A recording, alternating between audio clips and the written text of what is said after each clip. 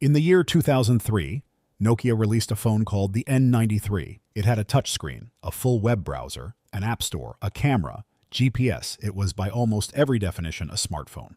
4 years later, Steve Jobs walked onto a stage in San Francisco and announced that Apple had just invented the smartphone. The world believed him.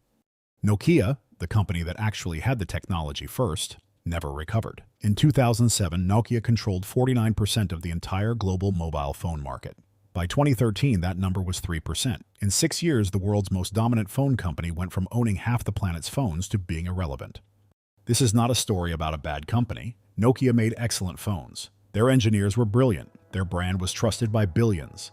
This is a story about what happens when being too successful becomes the thing that kills you.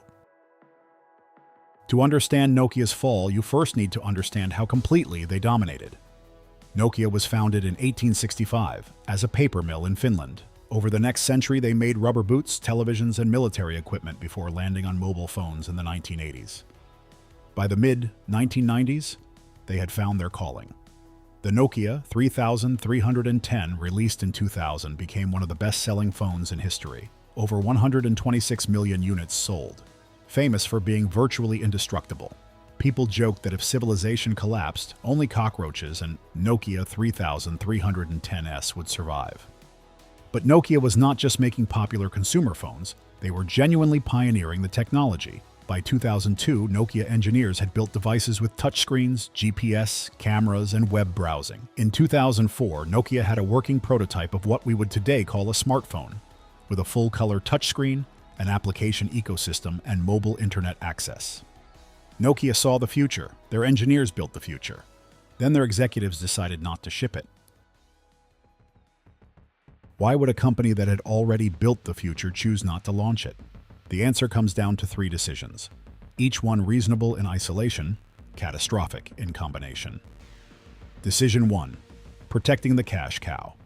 In the early 2000s, Nokia's feature phones, the 3310S, the 6600S, the N series, were printing money. Billions of dollars in profits every year. The smartphone prototypes Nokia had built were more expensive to manufacture, required a completely new software ecosystem, and might cannibalize their own feature phone sales. The executives asked, why risk a product that is already making us rich? It was a logical question. It was the wrong question. Decision 2. The software problem. Nokia's operating system was called Symbian. It had been designed for feature phones. Buttons, small screens, simple tasks.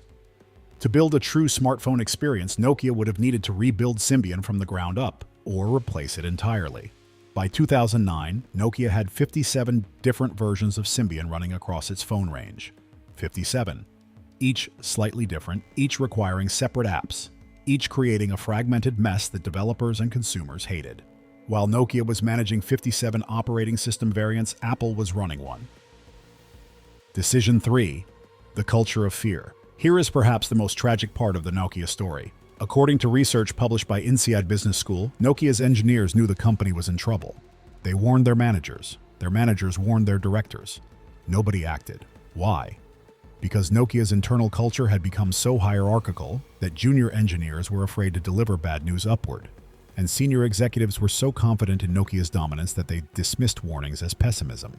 The people closest to the problem could see it clearly. The people with the power to fix it never believed it was real. It is one of the most expensive organizational failures in corporate history. January 9th, 2007. Steve Jobs walks onto a stage at the Moscone Center in San Francisco. He says, "Every once in a while, a revolutionary product comes along that changes everything." He was not wrong. The original iPhone had fewer features than Nokia's best phones at the time. It could not send MMS. It had no third-party apps at launch. Its camera was mediocre. But it had one thing Nokia's phones did not have: an experience that felt like the future. The interface was intuitive. The touchscreen was flawless. The web browser actually worked. And most importantly, it made people feel something. Nokia's official response? Their CEO called the iPhone nice, but said Nokia was not going to be driven by what Apple does. Their head of smartphones said the iPhone would be too expensive to ever capture significant market share. They were wrong on every count. In 2007, Nokia had 49% of the smartphone market. 2009, 39%. 2011, 23%, 2013, 3%. In 6 years, Nokia lost 46 percentage points of market share, a collapse so total and so swift that business schools now study it as the definitive case of disruption blindness. By 2010, Nokia's board knew they were in serious trouble. They made a decision that surprised the entire industry. They hired an outsider as CEO, Stephen Elop, a Canadian executive who had previously worked at Microsoft. In February 2011, Elop wrote an internal memo to Nokia employees that became one of the most famous documents in business history. He wrote, "There is a pertinent story about a man who was working on an oil platform in the North Sea.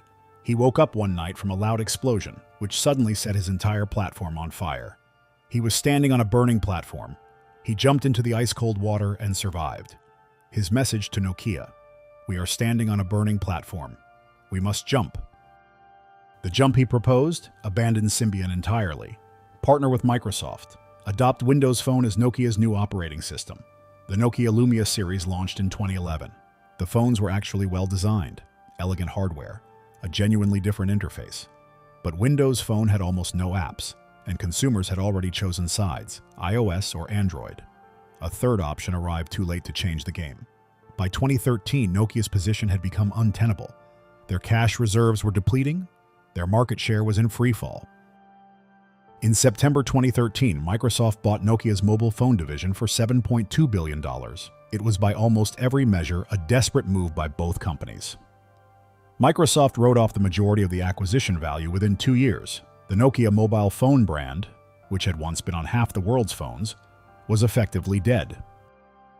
Stephen Elop, Nokia's CEO, said at the sale announcement, "We didn't do anything wrong, but somehow we lost." It is one of the most haunting sentences in business history, and it is not entirely true. Nokia did not lose because they lacked talent. They had extraordinary engineers. They did not lose because they lacked money. They had billions. They did not lose because they could not see the future. They had already built it. They lost because of 4 things, and each one applies far beyond mobile phones. Lesson 1. Your biggest strength can become your biggest vulnerability. Nokia's dominance in feature phones was their greatest asset. It was also the thing that made them unwilling to disrupt themselves. They had too much to lose to bet on an uncertain future, so they protected what they had, until what they had was worth nothing. In business and in personal finance, the skills, habits, and income streams that made you successful can become the very things that prevent you from adapting when the world changes. The question is not, am I doing well? But am I doing the right things for where the world is going? Lesson 2. Speed of decision beats quality of decision. Nokia's smartphone prototypes were arguably better than the first iPhone in raw specifications. But Apple shipped. Nokia debated. In fast-moving markets, a good decision made quickly beats a perfect decision made too late. Nokia's internal committees, approval processes, and risk aversion cost them years they could not afford to lose. The same principle applies to personal decisions. Career pivots, investments, new skills. The cost of waiting for certainty is often higher than the cost of being slightly wrong. Lesson 3. Culture eats strategy, always. Nokia had brilliant strategies on paper. What they did not have was a culture where people could say we are losing to the people who had the power to respond. When fear of bad news prevents truth from reaching decision makers, organizations become blind at the moment they most need to see clearly. This applies to companies, teams, families, and individuals. The most dangerous thing is not a bad strategy. It is a culture where uncomfortable truths cannot be heard. Lesson 4. The platform shift is always bigger than it looks. When the iPhone launched, most Nokia executives saw a premium device for wealthy consumers. What they missed was that this was not a product launch. It was a platform shift. The entire basis of competition was changing from hardware to software, from devices to ecosystems, from phones to computers in your pocket. Platform shifts feel small at first. Then they feel impossible to catch up with. The investors and businesses that win through platform shifts are not the ones who move first. They are the ones who recognize the shift is happening before the crowd does, and act while there is still time. Postscript. Nokia still exists. The company today focuses on telecommunications infrastructure.